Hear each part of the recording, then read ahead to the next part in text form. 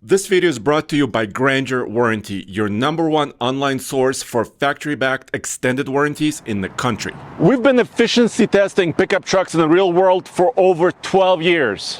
But in all that time, this new hybrid all-wheel drive Maverick may have the potential to be the most efficient truck with all-wheel drive that we have ever tested. Exactly. This is why we're going to put it on our Denver 100 official MPG loop and see exactly what it does. This is an all-wheel drive system. It's brand new for 2025. And can it beat the Duramax engines from GM? It's going to be close.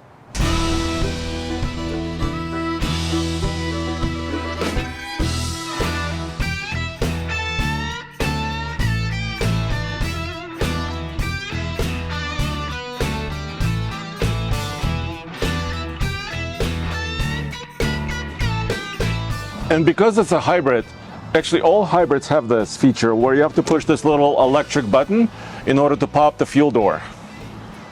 And that's because the fuel system is pressurized. Now, also a lot of people are saying that capless systems are no good.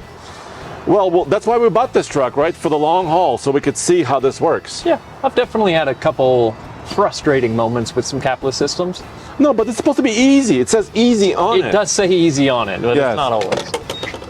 What fuel are we going for today, Andre? Let's say, do they recommend something? They say 87 plus. So we got to do 87.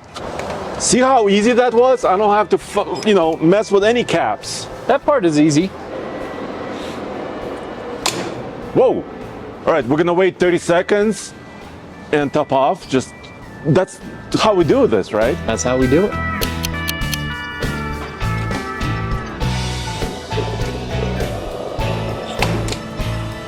Alrighty, we're ready to go.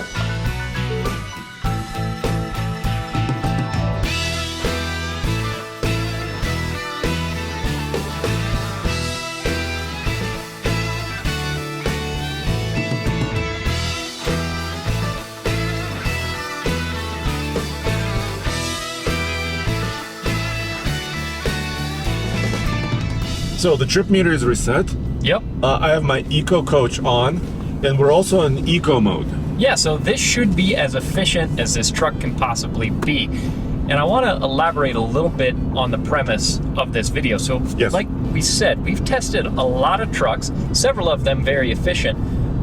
What is the current record holder for our MPG testing? This happened over 8 years ago. Yeah. And Nathan and I took a GMC Canyon with a 2.8 liter Duramax 4-cylinder. Yep. That was a 4x4 truck, and we tested it on a similar day like this. That was a long time ago, though. It was. Let's show what happened. The good thing about today is it's a clear day, not a lot of wind, so we're gonna have a good run. I knew. So EPA rates this truck at 29 on the highway. EPA is weird with diesels. There's one more issue with this truck, and it's the price. It is a little steep. It's over $44,000 for this setup with an SLT model. So we've minimized the variables as much as possible. Exact same pump. 31.4. It just changed. 31.4. 31.4 on the computer. We're here. All right, let's go. There it is. Let me go get it. Hold on. So we did almost exactly 100 miles using 3.1 gallons-ish. Wow. All right. So let's calculate this. So the number is 31.2 mpg. 31.27. So we can round this to 31.3, which is the truck's at 31.4. That means that this vehicle is hands down the winner when it comes to MPG. So what happens if you want to own a pickup truck like this for the long term? Look, these vehicles are more and more impressive over time. They get a lot of nice features and everything, but if any of that stuff needs repairs, you're going to want an extended warranty from this video's partner, Grainger. Exactly. You can go to GraingerWarranty.com. They're one of the leading sellers of factory-backed warranties. So this is not a third-party thing. Yep. It's backed by Ford. So if you have a Ford Maverick or any vehicle for that matter, you can check it out. You could save on average about $1,000. Yeah, and that's not only on Ford products, but also Jeep, Ram, Chrysler products, things like that. Yeah. Now, 31.3 mpg on the highway in any pickup truck that sends power to all four wheels, mind you, Yes. is a really impressive number. But there's a solid chance that we're going to be able to beat that figure with this Maverick. Yeah, I think so. EPA rates this at 34 mpg. Yep. But this is, this is the real world. It could be better than that, could be worse than that. Yeah. We are mostly on the highway. We're going 111 miles on this loop. And there are some slowdowns. We're going to go through Golden. There's some traffic lights. We're going to go downhill in some portions. So we'll see how this hybrid works. Yeah, for the most part, we're going to be at speed. So this would be more of kind of a road trip MPG style number. It's mostly highway, like you said. The city figure for this truck is 40 miles per gallon in all-wheel drive configuration, Yes. like this is, which is an even better number. But here, blasting down the highway, it's not going to be that good. But if it can live up to that EPA figure, then this has all of the opportunity to be the most efficient all-wheel or four-wheel drive truck we've tested. But why don't we do city loops, dude? I mean, and really the answer is it's hard to reproduce a city loop. Yeah. Because traffic changes, lights change. There's a lot of variables as it is, Yeah. right? So doing a proper city loop, it's actually quite hard. Yeah, and seeing what MPG you get on the highway is also pretty important, because anyone who road trips a truck like this is going to want to know. Exactly. And what about those people who say a Maverick is not a truck?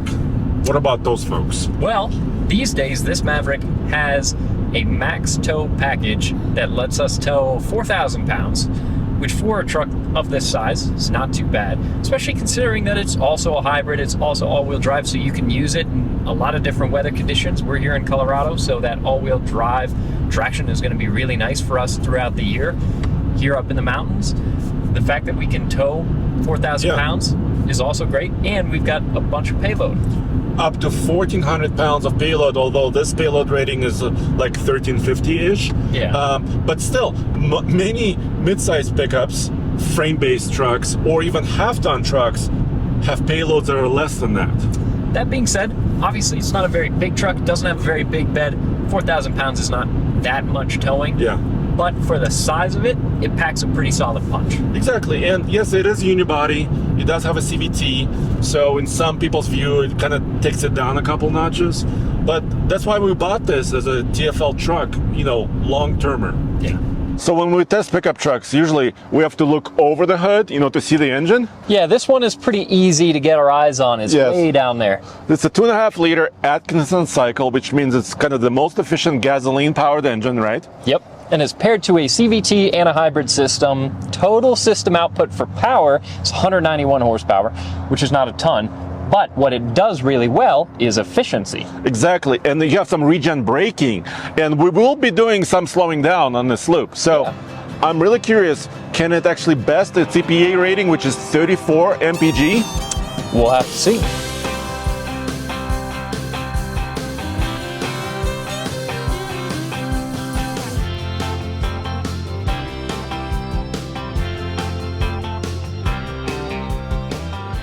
So we're near the halfway point.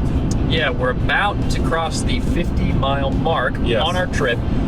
And what I have to say, as you know, about the MPG loop that we're doing is that there's a bit more uphill toward the beginning of the loop and a bit more downhill at the end of the loop. Exactly. So this first half of the loop is the less efficient half, and at the moment we're showing 28.4 mpg for our trip so far. Of course, everything that we see, we're gonna have to confirm at the pump, because those numbers are typically a little bit different. So we're gonna calculate it for real, but I love this. Ford is good at this. For like F-150 hybrid or some other hybrids, they tell you exactly how many miles you drove without the gas engine being involved. yeah, which is really cool. So we can see there 4 electric miles, but 28.4 mpg at the moment. We're definitely going to recover some of that mpg as we get to the more downhill section of the loop, but I think it's going to be close.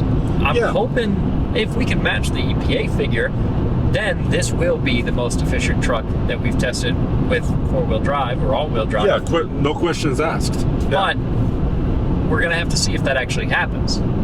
And we have to talk about a couple other things. First of all, this hybrid setup. Yeah. Like you said, it's the CVT, and kind of the electric motor is kind of built into that. But also there's a drive shaft going all the way from the front to the rear axle. Yeah, so it's not just an electric motor at the rear axle like some hybrids with all-wheel drive do. So this is a more substantial all-wheel drive system. We did do a slip test on this recently, so if you want to see how good this all-wheel drive system is, you can check out that video. This is certainly not an off-road truck. It doesn't have tow hooks up in the front. It's not a tremor. This is a more mild all-wheel drive system that would be great for driving in the snow. Exactly. And, you know, we're not using it per se, like we said, it's not a city loop. City is where hybrids, just rule, right? But we're reaching our highest point right there. That bridge is the highest point of this loop. Yeah, and it's a good thing because we need to start going downhill.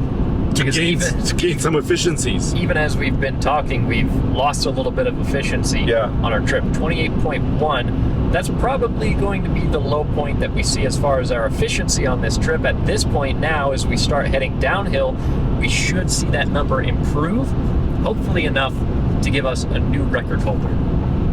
Because we bought this truck, we want it to be good. Yeah, exactly. What do you think of the updated interior, Andre? Oh yeah, that's another new part of 2025. First of all, much bigger screen, right? Yeah, 13.2-inch screen. It looks great. It looks really sharp. One thing that we don't love is that your climate controls are built into the screen. Yeah. Not that right it here. doesn't work well. You just kind of have to take your eyes off of the road a little bit more, I think, just to see that whatever you pressed actually did its thing. It does give you a little audio cue that what you're pressing is actually working. But I just think that that's a little bit clunkier than a dial as far as operating it and staying focused on driving. But it's still a really sharp looking screen. It's good technology. And also, I mean, there's a shelf here for your hand, right? So you can kind of use it to balance yourself. Oh, it's nice and ergonomic. But I'm okay with this if there was redundant controls, but we don't have any redundant controls here. We have a volume knob, which is good, but no HVAC controls down here. No, but it is a sharp looking screen. It's a good looking interior in general. They've done a really good job, I think, in design. We've got some exposed hardware here on the dash, which is cool. It gives it a little bit more of a utilitarian feel. They've played around with some different colors and textures. We've got blue accents. Actually, all of this darker material is also a dark shade of blue. We've got this gray here on the dash. Once again, some textures that they've thrown in. So I like the accents. I like the colors that they've mixed in. I think it's a really good design. Some of these materials, well, most of them, if I'm being honest, feel pretty cheap, but the look of it is good. It's a fun looking interior, and I think that that's important. That's one thing that we've always kind of liked about the Maverick, is that they had fun with the design of the interior, and it makes it a little bit more of an interesting vehicle to be in versus just a bland kind of sea black plasticky interior. And I would say also a comfortable vehicle to be in. It is. I'm fully relaxed. The seat feels okay, not too small. I have headroom. I don't feel claustrophobic in here. I think they nailed the comfort of this little truck. And also, we showed in the previous video, like Roman sat in front, I sat behind him. Yeah. And there's just enough space for two big dudes to kind of sit one behind the other. Maybe not for a road trip, right? But if you're heading out to the store or something, you could pack 4 people in this, no problem. For a compact truck, it doesn't feel that compact, to your point. No, I think they nailed that part of it. This is a new refreshed Maverick, which means you're getting a new headlight design, new grills, but it's also very low to the ground, even though it's all-wheel drive, so it should be very aerodynamic. And Andre, speaking of aerodynamics, the best bit they've done is this very NASCAR-styled rear spoiler. Look at that.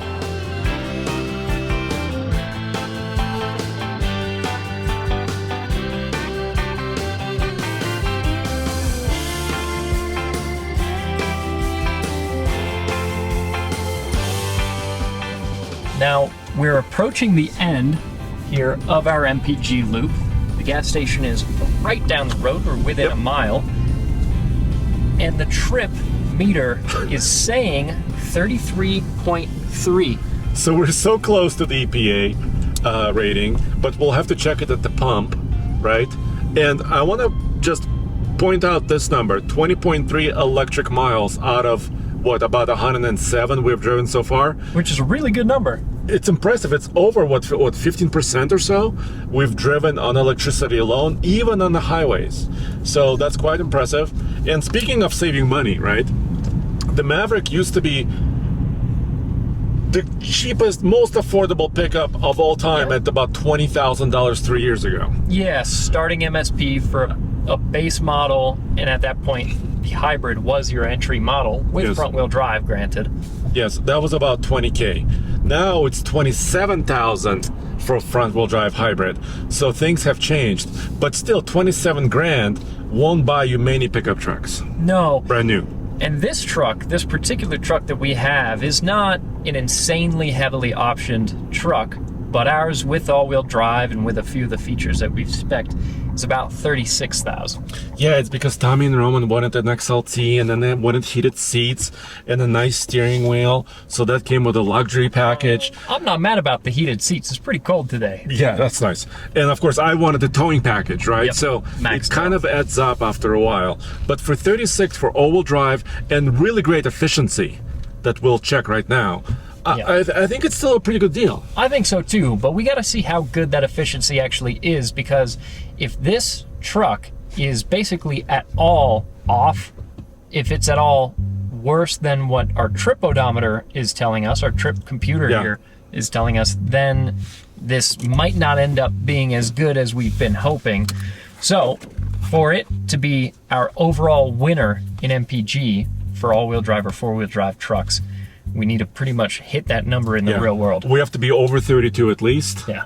And I know we tested the Nico Diesel Ram 1500 several years back. We had an anomaly. Something weird happened. We've since refined our MPG system a lot. Our testing that we do, that was a long time ago. Yeah. This test is really consistent. Alrighty, so let's check it out. Yeah, let's see what it does.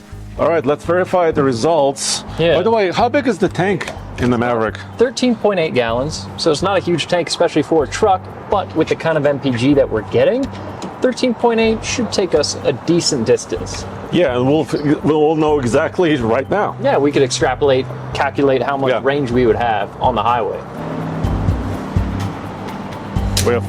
Whoa! That's not a lot of fuel. That's not a lot of fuel. Miles. Look at that, 3.44. Are you ready for the world famous top off? I can't wait. Is it 30 seconds? I think so. Yeah. Let's see it. Final number. Wow, that's a sizable top off. Pretty good. Okay. So we have our numbers here. Our Denver 100 loop is actually 111 miles. So GPS measured. yeah, hopefully people are not too disappointed that it's not exactly 100. Yeah. But 111 divided by 3.768. Final number? Come on! Oh, no! Well, we didn't even cross 30 mpg. So our trip computer Was pretty optimistic. Yes, very optimistic actually. Yeah. Now that's not to say that it's impossible to get the EPA figure. No, it's not impossible. It's just that on this highway, in this truck, with two of us, on these days' conditions, it didn't do it. And that's the real world. So I learned something today. And that is, if you want an efficient pickup, get a diesel. Get a diesel. Turbo diesel. I like that bit of advice. Andre. That sounds good to me. Wait a minute. Wait a Oh, minute. look at that. Wait a minute. Wait a minute. You were prepared for this outcome. Yeah! Nice. Okay. Yeah, Sorry so- about that. Diesel, still the king At least in our testing. so far. But we're going to have this truck for a while. Yeah. We can try it out in some different conditions, especially once we rack up some more miles on it. It's got a little bit more break-in. We'll find out. And also, let's tow. Next video, I say we do the Ike Gauntlet and load it to the maximum. I like it.